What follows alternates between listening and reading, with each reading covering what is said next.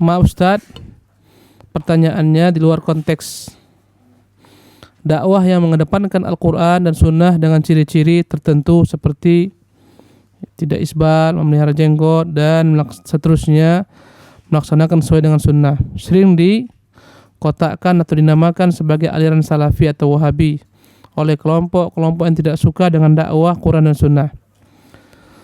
Pertanyaannya, bagaimana menyikapi statement tersebut? 2. Bagaimana menjelaskan Wahabi kepada orang awam secara singkatnya? Jazakallahu khairan. Baik. Ikhwani rahimakumullah, agama ini adalah agama yang dibawa Rasulullah SAW dan tidak boleh dinisbatkan kepada orang tertentu dalam bentuk ta'assub fanatik, dan adalah kesalahan fatal ketika kita beragama dengan menisbatkan diri kita kepada orang tertentu. Dan contohnya kita mengatakan kami ini Wahabi, enggak boleh. Ya. Kecuali dalam rangka nisbat kepada ulama-ulama mazhab yang kita berupaya memahami yakni perkara-perkara fikih melalui mazhab tertentu, tidak mengapa andai kata seorang mengatakan saya ini bermadzhab Syafi'i, saya ini bermadzhab Hambali, atau saya ini adalah tamatan Universitas Islam Madinah, contohnya boleh. Saya tamatan daripada contohnya Universitas Ummul Qura. Penisbatan seperti ini tidak ada masalah hukumnya, ya. Tetapi menisbatkan agama kita dalam cara beragama kepada seorang tertentu, dalam segala hal kita ikuti dalam segala hal, ini adalah perkara yang terlarang. Dan kata-kata Wahabi sebenarnya adalah kata-kata yang dilariskan oleh musuh-musuh sunnah.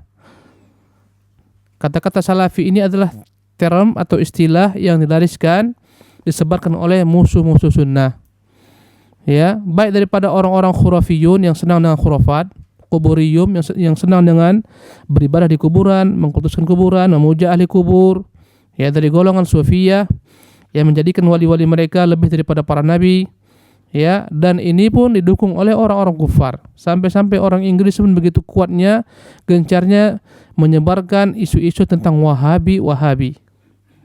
Sementara Syekh Muhammad rahimahullah, pendiri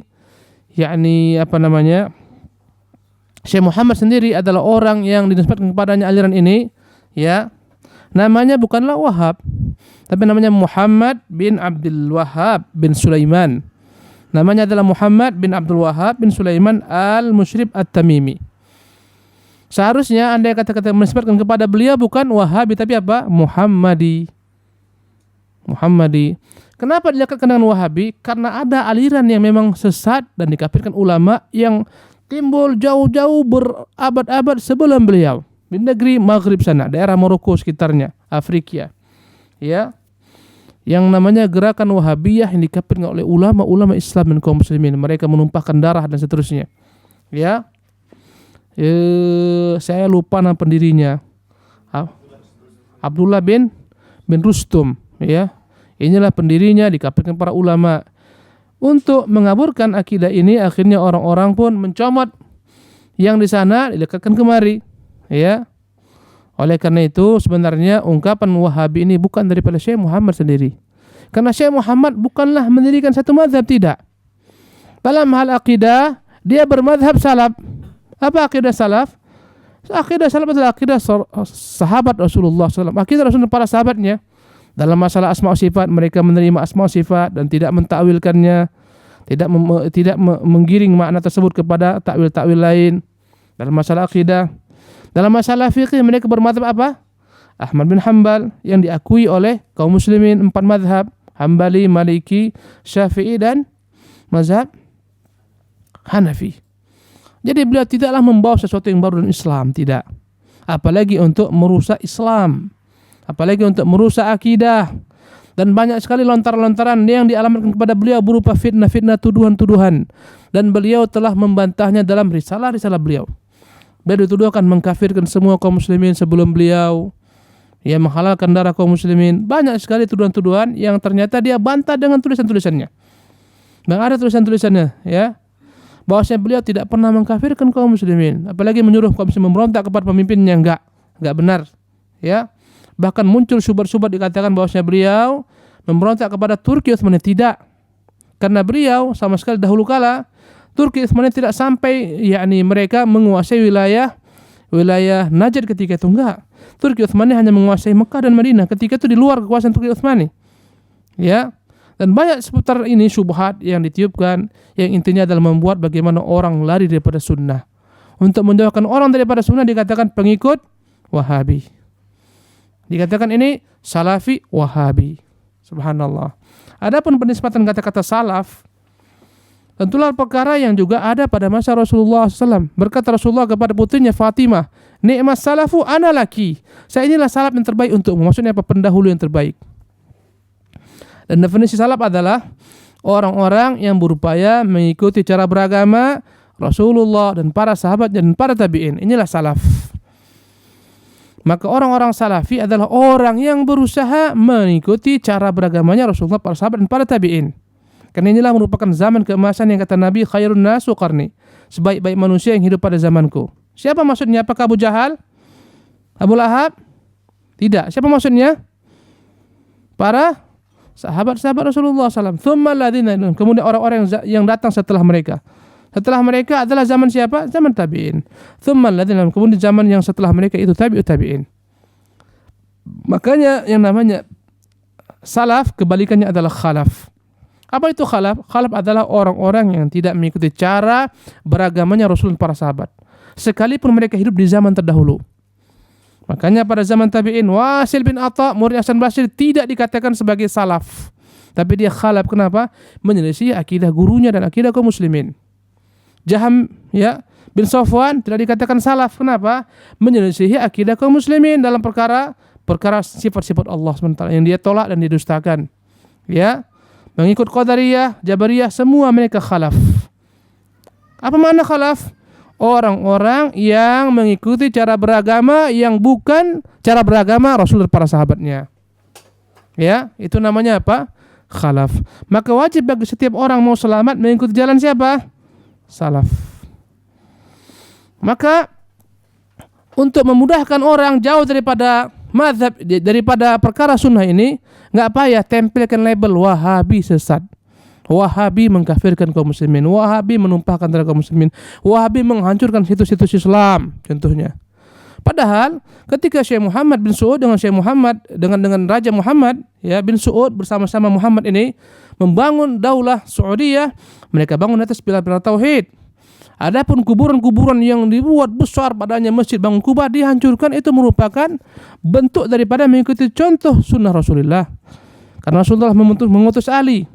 Ya, kata Rasulullah SAW kepada Ali, jangan kau biarkan ada kuburan yang dibangun padanya kecuali kau ratakan dengan tanah. Subhanallah.